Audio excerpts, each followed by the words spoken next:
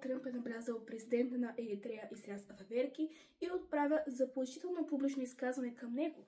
Във видео във Facebook и TikTok той заявява, че лидерът на Еритрея може да получи подобна съдба като тази на лидера на Венецуела. He could face a fate similar to that of the Venezuelan leadership. Думи, представени като директно предупреждение.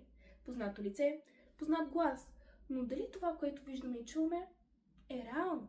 Нека проверим заедно. Извадихме ключови кадри от видеото и ги проверихме с Google Lens. Резултатите – няколко статии, които са анализирали същия клип.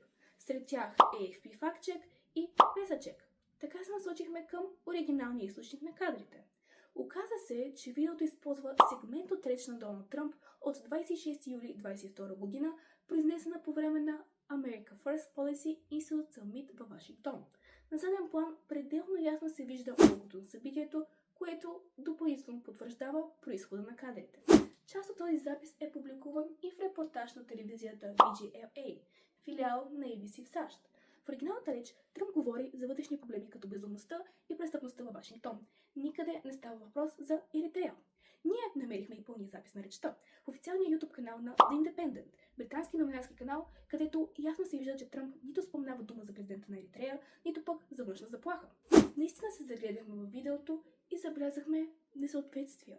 Движенията на устните не съвпадат естествено със звука, а интонацията звучи изкуствена и леко накъсана.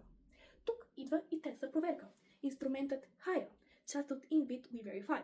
Според анализа, публикуван от AFP Fact Check, има 99% вероятност гласът в клипа да е генериран чрез AI.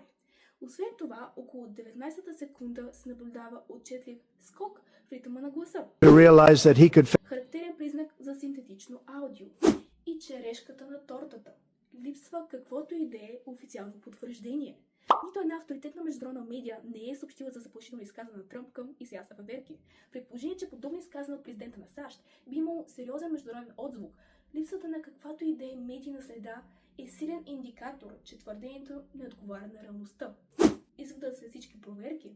Въпросното видео комбинира реални кадри от 22 година с манипулирано или изкуствено генерирано аудио, за да създаде подвеждащо послание с пропагандна цел. В свят, в който фалшивите видеа стават все по-убедителни, критичното мислене е най-силният ни инструмент.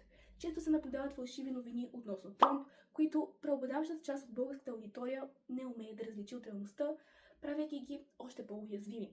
Затова проверявайте източниците, търсете контекста и не вярвайте само на това, което виждате.